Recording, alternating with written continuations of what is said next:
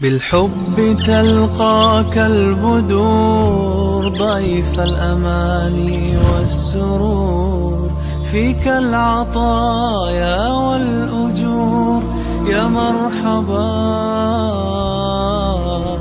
يا مرحبا زين الشهور.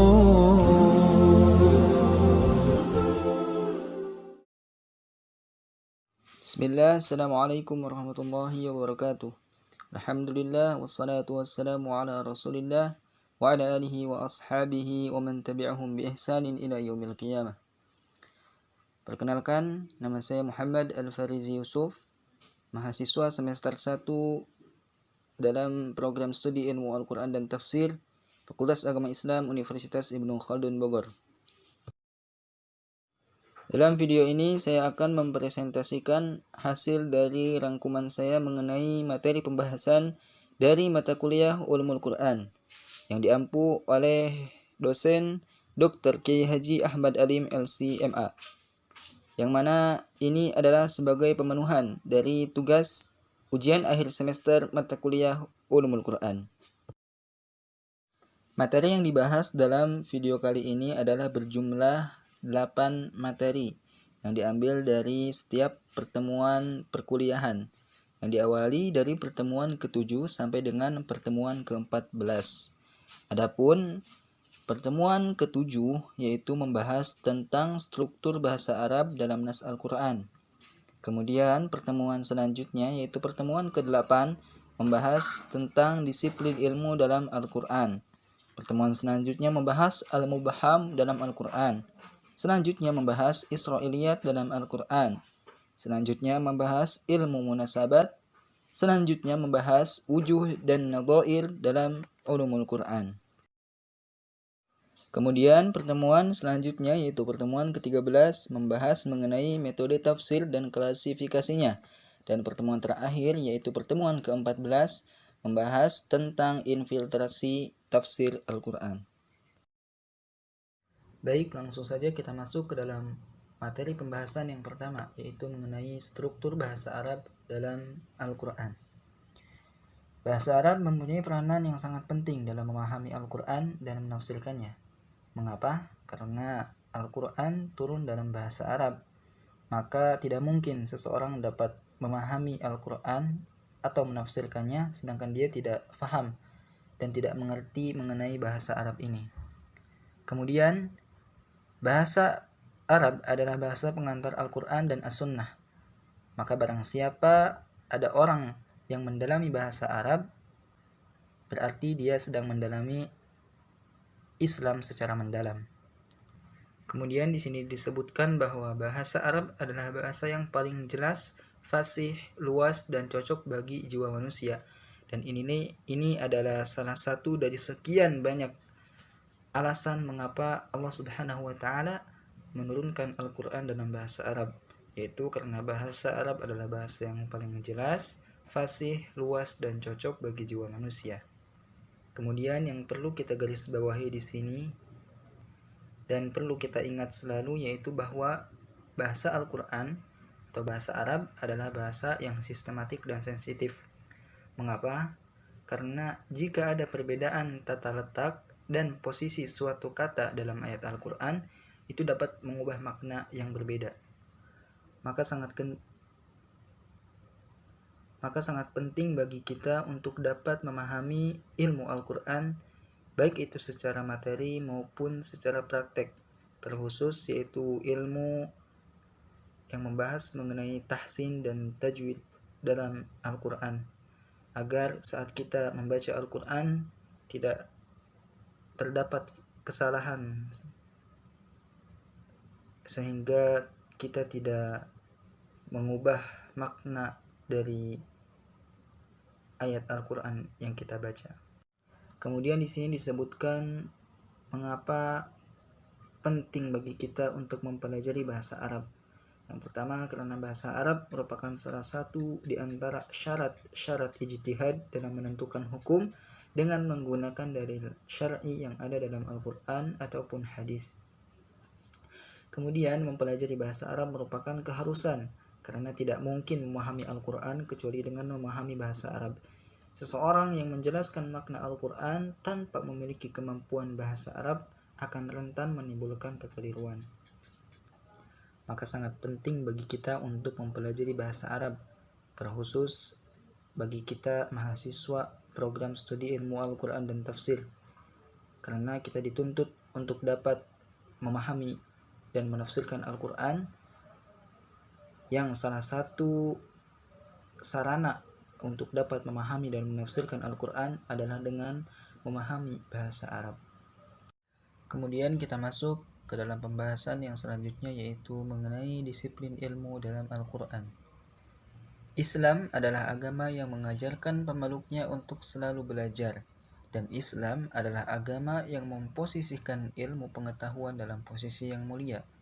Bahkan Allah Subhanahu wa Ta'ala berjanji kepada mereka orang-orang yang menuntut ilmu. Allah Subhanahu wa Ta'ala berfirman, "Yarfa'illahu alladhina amanu minkum walladhina utul ilma darajat." Allah akan meninggikan atau mengangkat derajat orang-orang beriman di antara kalian dan orang-orang yang diberi ilmu beberapa derajat. Itulah janji Allah Subhanahu wa Ta'ala kepada mereka yang menuntut ilmu, terkhusus ilmu mengenai ilmu agama. Kemudian di sini disebutkan bahwa Al-Quran adalah sumber segala ilmu. Maka segala masalah ilmu sudah dibahas oleh Allah Subhanahu wa Ta'ala di dalam Al-Quran ini. Sebagaimana Allah Subhanahu wa Ta'ala berfirman dalam surah An-Nahl ayat 89, "Wa nazzalna 'alaikal kitaba tibyanan likulli syai'in wa hudan wa rahmatan wa busyra lil muslimin." Dan kami turunkan kitab Al-Quran ini kepadamu Muhammad untuk menjelaskan segala sesuatu sebagai petunjuk serta rahmat dan kabar gembira bagi orang-orang yang berserah diri atau muslim. Kemudian dalam pandangan Al-Quran, ilmu adalah keistimewaan yang menjadikan manusia unggul terhadap makhluk-makhluk lain guna menjalankan fungsi kekhalifahan. Sebagaimana Allah Subhanahu wa Ta'ala berfirman dalam Al-Quran surah Al-Baqarah ayat 31 dan 32. وَعَلَّمَ آدَمَ الْأَسْمَاءَ كُلَّهَا ثُمَّ عَرَضَهُمْ عَلَى الْمَلَائِكَةِ فَقَالَ أَنْبِئُونِي بِأَسْمَاءِ هَؤُلَاءِ إِنْ كُنْتُمْ صَادِقِينَ قَالُوا سُبْحَانَكَ لَا عِلْمَ لَنَا إِلَّا مَا عَلَّمْتَنَا إِنَّكَ أَنْتَ الْعَلِيمُ الْحَكِيمُ. Dan dia ajarkan kepada Adam nama-nama benda semuanya. Kemudian dia perlihatkan kepada para malaikat seraya berfirman, "Sebutkan kepadaku nama semua benda ini jika kamu yang benar." Mereka menjawab, "Maha suci Engkau, tidak ada yang kami ketahui selain apa yang telah Engkau ajarkan kepada kami. Sungguh Engkau lah yang maha mengetahui, maha bijaksana." Nah, yang perlu kita ketahui bersama bahwa apa yang dijelaskan di dalam Al-Quran atau apa yang dijelaskan oleh Nabi di dalam Al-Quran, di dalam hadis, adalah apa yang beliau dapatkan dari wahyu. Maka sejatinya jika kita mempelajari tentang agama ini, sesungguhnya kita mendapatkan ilmu tersebut langsung dari Allah Subhanahu wa Ta'ala melalui lisannya baginda Nabi sallallahu alaihi wasallam.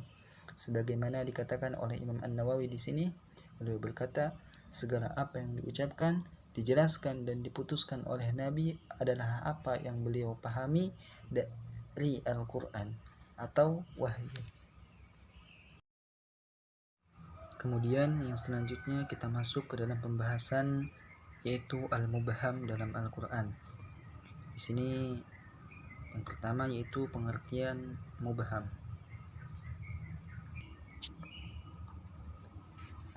Secara bahasa atau dalam segi etimologi, kata mubham adalah bentuk dari isim maf'ul kata abhama yang berarti merahasiakan. Sedangkan menurut istilah atau terminologi, kata mubham adalah semua lafaz yang termaktub dalam Al-Quran yang penyebutannya tidak secara spesifik atau sesuatu tertentu. Atau bisa diartikan juga kata mubham adalah suatu lafaz yang maknanya tidak jelas, sehingga untuk memahaminya diperlukan dalil lain. Nah, Untuk contoh mubham di dalam Al-Quran, yaitu bisa kita lihat dalam Al-Quran surah An-Naml ayat 23, yaitu di sana disebutkan inni wajjahtu imra'atan tamlikuhum wa utiyat min kulli syai'in wa laha 'arsyun 'azim, yang artinya sesungguhnya aku menjumpai seorang wanita yang memerintah mereka dan dia dianugerahi segala sesuatu serta mempunyai singgasana yang besar. Kemudian dalam ayat ini kata amroh atau imroh yang berarti seorang wanita adalah kata yang mubham. Mohon maaf, di sini bukan kata amroh ya, tapi amroah atau imroah. Hal ini karena hakikat atau sosok dari kata itu perinciannya tidak dijelaskan. Namun dengan beragam perbandingan sumber, akhirnya kata mubham dalam Al-Quran ini bisa diketahui maksudnya. Yaitu yang dimaksud dalam ayat itu adalah tidak lain Ratu Balqis yang memerintah kerajaan Saba di zaman Nabi Sulaiman alaihissalam. Kemudian contoh yang berikutnya bisa kita lihat di dalam Al-Quran yang berbunyi wa qulna ya Adamu uskun anta wa zawjukal jannah, yang artinya dan kami berfirman, hai Adam, diamilah oleh kamu dan istrimu surga ini. Kata wa zawjuk dalam ayat tersebut termasuk kata mubham dalam Al-Quran, karena nama istri Adam itu tidak disebutkan secara rinci. Namun dengan beragam sumber akhirnya diketahui bahwa kata zawjuk di sini adalah istrinya Nabi Adam yang semua orang mengetahuinya, yaitu Siti Hawa.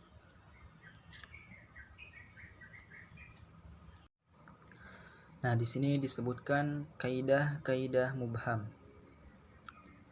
Nah, yang pertama, tidak diperlukan mencari hal-hal yang mubham yang telah diberitakan Allah Subhanahu wa taala, karena hanya Allah sendiri yang mengetahuinya. Kecuali ada yang Allah Subhanahu wa taala beritakan melalui ayat yang lain seperti contoh yang tadi. Kemudian poin yang kedua yaitu apa saja yang lafaznya mubham dalam Al-Quran, maka tidak diperlukan berpanjang lebar untuk mengetahuinya. Nah, poin yang ketiga yaitu ilmu mengetahui mubham tergantung kepada dalil nakli saja dan tidak ada peluang bagi masuknya unsur ra'yu atau pendapat dari seorang manusia.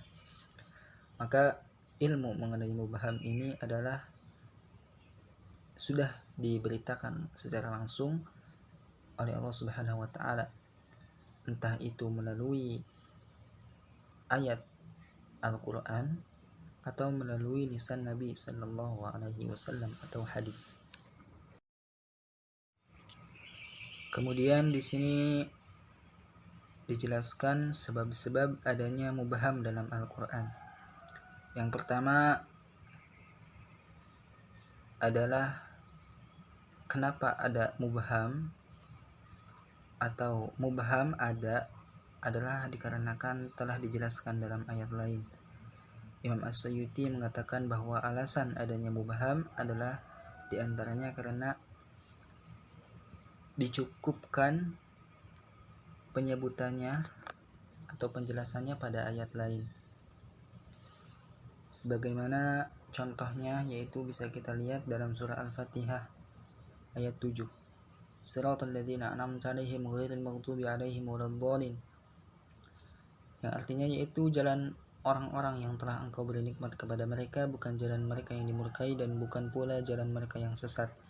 Nah, pada ayat ini terdapat mubham atau ketidakjelasan pada kata orang-orang yang telah engkau beri nikmat. Lalu siapa yang dimaksud dalam ayat ini? Maka Allah Subhanahu wa taala menjelaskannya pada surat An-Nisa ayat 69, yaitu wa may yuti'illaha war rasul fa ulaika ma'al ladzina an'ama Allahu 'alaihim minan nabiyyin was-siddiqin wasyuhada'i was-salihin wa hasuna ulaika rafiqa. Yang artinya, dan barang siapa yang mentaati Allah dan Rasulnya, mereka itu akan bersama-sama dengan orang-orang yang dianugerahi nikmat oleh Allah, yaitu dari para nabi, para siddiqin, orang-orang yang mati syahid, dan orang-orang salih, dan mereka itulah teman yang sebaik-baiknya.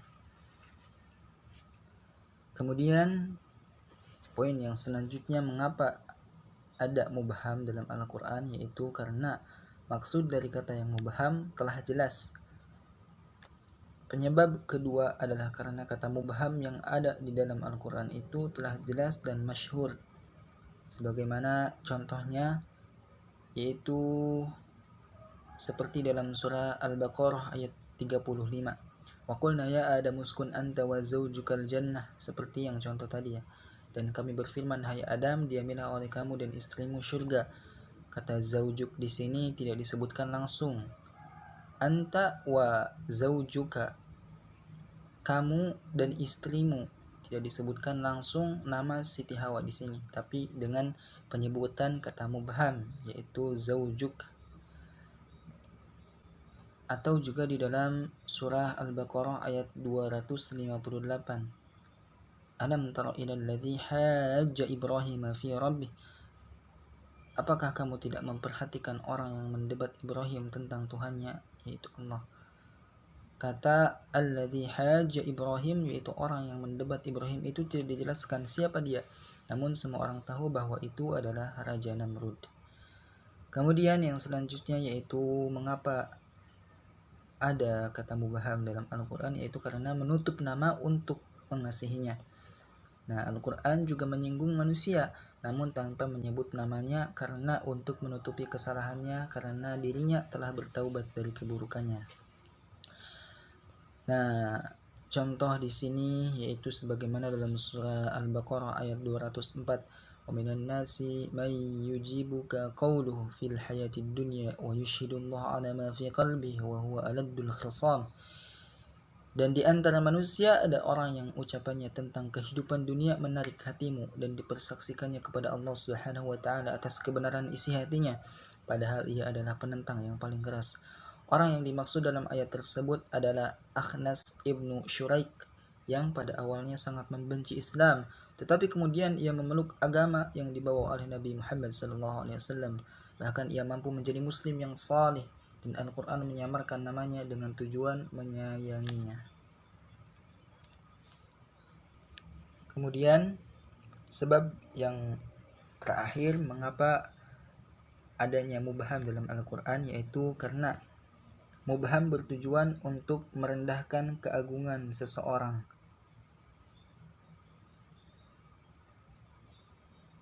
Sebagaimana contohnya di sini di dalam surah Al-Kautsar. Mohon maaf, maksudnya di sini dalam dalam surah Al-Kautsar ayat 3. Inna syani'aka huwal abtar. Sesungguhnya orang yang membenci kamu dialah yang terputus. Nah, yang dimaksud di sini adalah Al-Asi bin Wa'il.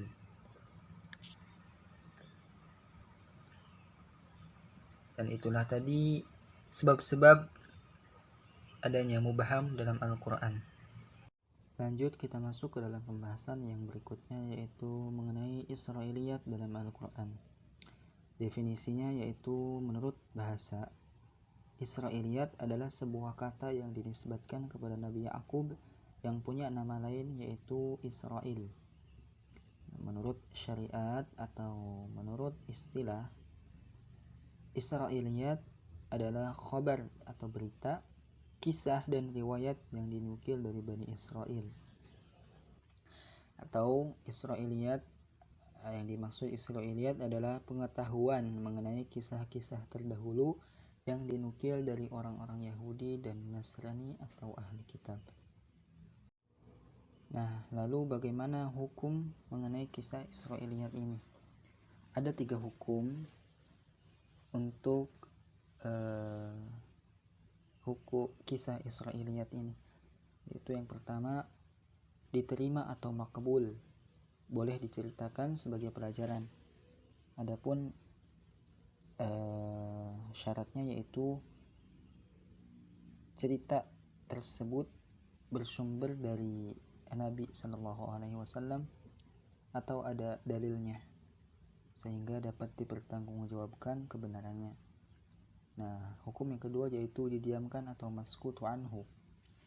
Nah, ini boleh diceritakan sebagaimana hukum yang pertama. Dan yang hukum yang ketiga adalah marfud atau ditolak. Yang ditolak di sini adalah jika bertentangan dengan syariat. Artinya jika ada cerita Israiliyat dan itu bertentangan dengan syariat, maka wajib bagi kita untuk menolaknya dan tidak menyebarkannya kepada orang lain. Lanjut, kita masuk ke dalam pembahasan yang selanjutnya, yaitu mengenai ilmu munasabat. Definisi ilmu munasabat di sini dijelaskan bahwa ilmu munasabat adalah ilmu yang mengungkapkan tentang keterkaitan antara satu surat atau ayat dengan surat atau ayat yang lain. Nah, ilmu munasabat adalah ilmu yang mempelajari tentang rahasia-rahasia dan alasan-alasan dalam susunan Al-Quran antara kolerasi satu dengan yang lainnya, antara ayat satu dengan ayat yang lain dan surat satu dengan surat yang lain, yang seakan-akan surat atau ayat-ayat tersebut seperti jumlah yang satu yang memiliki relevansi makna dan lafaznya. Nah, di sini disebutkan pendapat Ibnu Arabi tentang ilmu munasabat ini, yaitu sebagaimana dikutip oleh Imam As-Suyuti. Ibnu Arabi mendefinisikan munasabah yaitu keterkaitan ayat-ayat Al-Quran antara sebagiannya dengan sebagian yang lain, sehingga ia terlihat sebagai suatu ungkapan yang rapih dan sistematis. Adapun fungsi mengenai ilmu munasabat, yaitu yang pertama dapat membantu memahami takwil ayat, yang kedua dapat mengetahui makna Al-Quran, i'jaznya, menetapkan penjelasan dan keteraturan kalamnya. Yang ketiga, fungsinya yaitu dapat mengetahui kedudukan suatu ayat, apakah sebagai ta'kid, tafsiran, atau sebagai selingan saja. Kemudian yang selanjutnya, fungsi ilmu munasabat yaitu adalah akan sangat membantu dalam menafsirkan ayat-ayat Al-Quran. Adapun cara mengetahui munasabah adalah, yang pertama, harus diperhatikan tujuan pembahasan suatu surat yang menjadi objek pencarian. Yang kedua, memerhatikan uraian ayat-ayat yang sesuai dengan tujuan yang dibahas dalam surat. Yang ketiga, menentukan tingkatan uraian-uraian itu apakah ada hubungannya atau tidak. Yang terakhir adalah dalam mengambil kesimpulan, hendaknya memerhatikan ungkapan-ungkapan bahasanya dengan benar dan tidak berlebihan.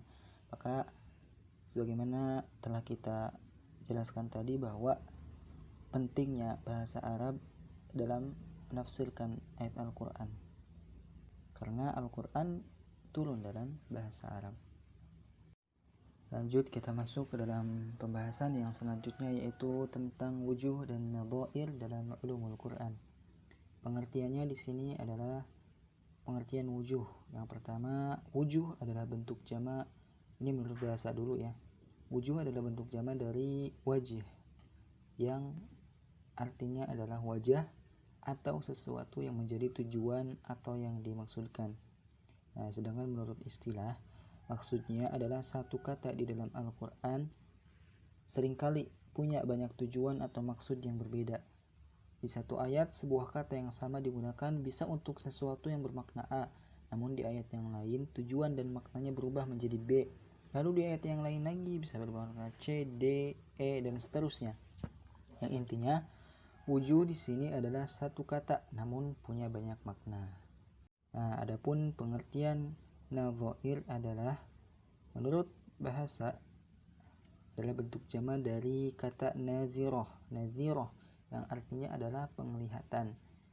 Dan menurut istilah di sini disebutkan pendapat Ibnu Al-Manzur, yaitu maknanya adalah kesamaan dan keserupaan dalam bentuk, perilaku, perbuatan, dan perkataan.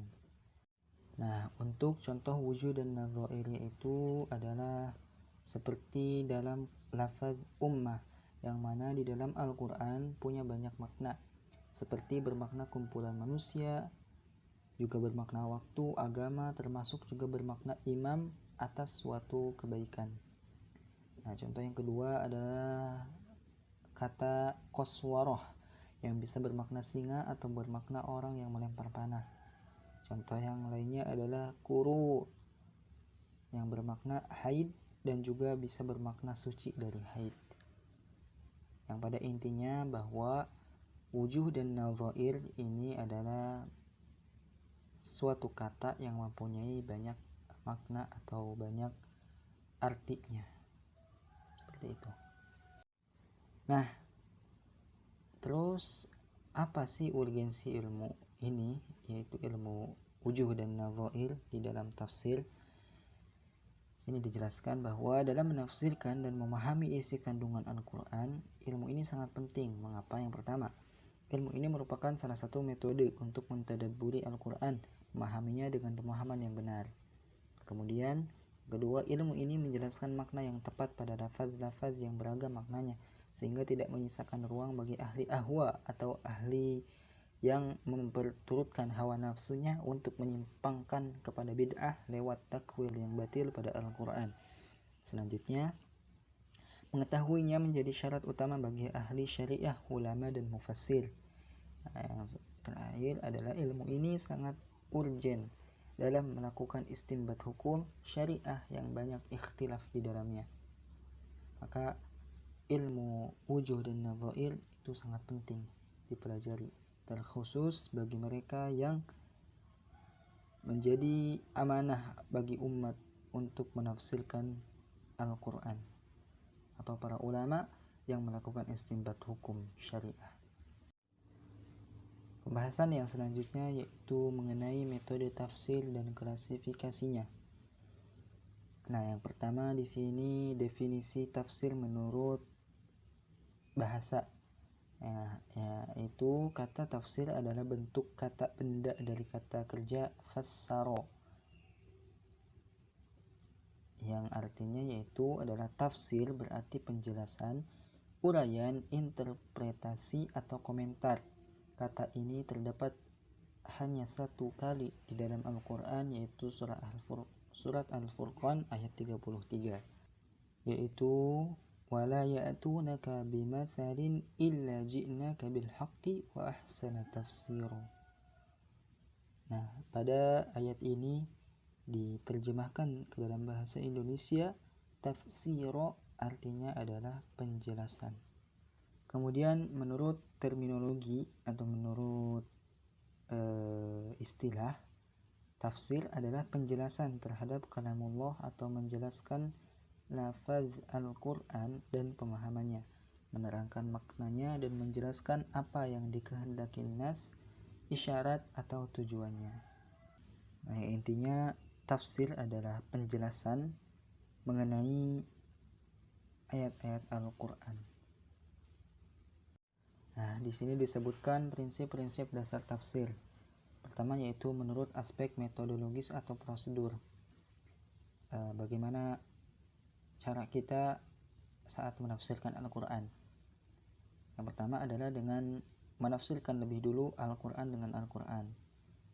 Kemudian jika suatu ayat Al-Quran tidak ditafsirkan dalam ayat yang lain, maka cara yang kedua adalah mencari penafsiran dari al-sunnah atau hadis Rasulullah SAW. Jika suatu ayat tidak terdapat tafsirannya dalam hadis, maka kita bisa mencarinya dari para sahabat, ucapan para sahabat. Dan juga jika tidak ditemukan kembali, maka kita dapat mengambil pendapat dari para tabi'in. Adapun ilmu-ilmu yang diperlukan untuk menafsirkan Al-Quran, yaitu yang pertama bahasa, yang sudah pasti yang bahasa di sini adalah bahasa Arab, karena Al-Quran diturunkan dalam bahasa Arab. Yang kedua adalah ilmu nahwu, tasrif, istihqaq, ma'ani, bayan, badi', qiraah, usuluddin, usul fiqih, asbab nuzul Al-Quran, nasikh dan mansukh, dan ilmu-ilmu yang diperlukan lainnya. Maka tidak bisa sembarangan seseorang menafsirkan Al-Quran. Terlebih dahulu dia harus mampu menguasai semua ilmu ini. Maka jika ada orang yang menafsirkan Al-Quran tanpa terlebih dahulu mempelajari ilmu-ilmu ini, maka pasti akan rentan ditemukannya kesalahan dalam menafsirkan Al-Quran. Nah, kemudian di sini dijelaskan prinsip-prinsip dasar tafsir. Yang pertama yaitu kriteria atau kualifikasi personalitas. Seorang mufasir disyaratkan memenuhi kriteria berikut, yaitu yang pertama, berakidah yang benar, bersih dari hawa nafsu, berpengetahuan bahasa Arab dengan segala cabangnya, berpengetahuan pokok-pokok ilmu yang berkaitan dengan Al-Quran, dan yang terakhir adalah berkemampuan pemahaman yang cermat. Maka tidak semua orang dapat menafsirkan Al-Quran. Mereka yang menafsirkan Al-Quran diharuskan untuk memenuhi kriteria-kriteria ini. Kemudian etika saat menafsirkan Al-Quran, yaitu yang pertama, berniat baik dan bertujuan benar, berakhlak baik, taat dan beramal, berlaku jujur dan teliti dalam penukilan. Kemudian yang selanjutnya, bersikap tawadhu, berjiwa mulia, vokal dalam menyampaikan kebenaran, artinya tidak takut terhadap mereka yang akan menzalimi dia ketika dia menyampaikan kebenaran. Kemudian berpenampilan baik, bersikap tenang dan mantap, mendahulukan orang lain yang lebih utama daripada dirinya, atau sifat itsar, ya, yaitu mendahulukan orang lain yang lebih utama. Dan yang terakhir yaitu mempersiapkan dan menempuh langkah-langkah penafsiran secara baik atau berurut. Nah, kemudian di sini dijelaskan macam-macam tafsir. Yang pertama ada namanya tafsir tahlili, yaitu tafsir yang mengkaji Al-Quran dari segala aspek dan maknanya. Kemudian ada yang namanya tafsir ijmali atau tafsir secara global, yaitu menafsirkan Al-Quran secara singkat dan global tanpa penjelasan panjang lebar untuk konsumsi berbagai tingkatan intelektualitas yang ditafsirkan disesuaikan urutan mushaf dari ayat ke ayat, dari surat ke surat berikutnya. Contohnya yaitu adalah tafsir Jalalain.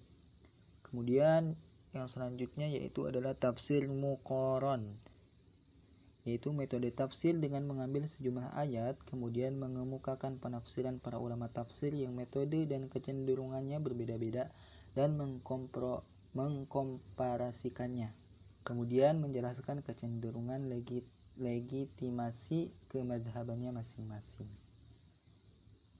Atau bisa kita pahami dengan singkat yaitu bahwa tafsir muqaran yaitu tafsir dengan mengambil sejumlah ayat atau pembahasan atau tema tertentu kemudian menggabungkan penafsiran para ulama dalam satu pembahasan dan menjelaskan mazhabnya atau pendapatnya masing-masing, seperti itu. Nah, macam tafsir yang terakhir adalah tafsir maudhu'i atau tafsir tematik, yaitu metode tafsir dengan cara menghimpun seluruh ayat yang berbicara mengenai masalah atau tema tertentu serta mengarah pada suatu pengertian dan tujuan tertentu, meskipun ayat itu turunnya baik segi cara, waktu maupun tempatnya berbeda, tersebar dalam berbagai surat sehingga satu tema dapat dipecahkan secara tuntas. Artinya tafsir maudhu'i ini adalah metode tafsir dengan menafsirkan suatu tema atau pembahasan dan dikumpulkan seluruh ayat yang membicarakan tema tersebut, seperti itu. Nah, kemudian kita masuk ke dalam pembahasan yang selanjutnya yaitu tentang ad-dakhil fil Quran atau infiltrasi tafsir kontemporer. Nah, definisi ad-dakhil di sini yaitu secara bahasa adalah kata kerja yang terdiri dari huruf dal, kha, dan lam dengan pelafalan dakhila bermakna bagian dalamnya rusak atau ditimpa oleh kerusakan dan mengandung cacat. Nah, kemudian menurut terminologi atau secara istilah, pengertian ad-dakhil dalam tafsir adalah suatu aib dan cacat yang disengaja ditutup-tutupi dan disamarkan hakikatnya serta disisipkan di dalam beberapa bentuk tafsir Al-Quran yang otentik. Atau ad-dakhil bisa diartikan sebagai penafsiran palsu yang sengaja diselundupkan di dalam bentuk tafsir Al-Quran yang otentik. Nah, adapun latar belakang munculnya ad-dakhil ini adalah yang pertama, ad-dakhil telah ada pada masa turunnya Al-Quran meskipun hanya sedikit, dan terus berkembang seiring berjalannya waktu, sehingga muncul beragam contoh dan corak yang dapat kita temui seperti saat ini yang disebabkan oleh faktor berikut ini, yaitu ada dua faktor. Yang pertama adalah faktor eksternal, yaitu faktor yang ditimbulkan oleh kaum Yahudi, Nasrani, komunis, filosof eksistensialisme, dan faham-faham lainnya yang ingin merusak Islam secara sistematis melalui penafsiran Al-Quran. Yang kedua adalah faktor internal, yaitu faktor yang ditimbulkan oleh orang-orang yang mengaku bagian dari Islam tetapi mempunyai interpretasi yang sangat berbeda dengan penafsiran jumhur ulama serta berbeda dengan mainstream pemahaman Islam. Yang intinya adalah ad-dakhil ini muncul dari mereka orang-orang yang memusuhi Islam, yang ingin menghancurkan Islam dari dalam secara sedikit demi sedikit melalui pemahaman para pemeluknya, seperti itu. Kemudian di sini dijelaskan mengenai kaidah ad-dakhil dalam tafsir, atau mengapa ad-dakhil ini ada dalam tafsir Al-Quran. Yang pertama adalah dakhil fi ma'sul, yang terdiri dari yang pertama, mengapa ad-dakhil ini ada, yaitu karena penafsiran dengan hadis maudhu'. Yang kedua, penafsiran dengan kisah Israiliyat. Selanjutnya yaitu penafsiran dengan perkataan sahabat yang diriwayatkan dengan dusta. Yang terakhir adalah penafsiran dengan perkataan tabi'in yang diriwayatkan dengan dusta. Nah, yang kedua adalah dakhil fi ra'yi, yang terdiri dari penafsiran dengan bahasa yang tidak pada tempatnya, penafsiran dengan pemikiran dan pendapat yang keliru baik disengaja ataupun tidak. Alhamdulillah, selesai sudah pembahasan kita mengenai 8 materi pada 8 pertemuan di dalam perkuliahan atau mata kuliah Ulumul Quran ini. Semoga ilmu yang kita dapatkan dalam mata kuliah ini dapat bermanfaat bagi kehidupan kita semua. Amin ya Allah ya Rabbal Alamin. Dan sekian yang dapat saya presentasikan dalam video kali ini. Jika terdapat kesalahan dalam presentasi saya ini, maka itu bersumber dari saya dan syaitan. Dan jika ada kebenaran, maka mutlak itu datangnya dari Allah Subhanahu wa taala. Wal afu minkum. Wassalamualaikum warahmatullahi wabarakatuh.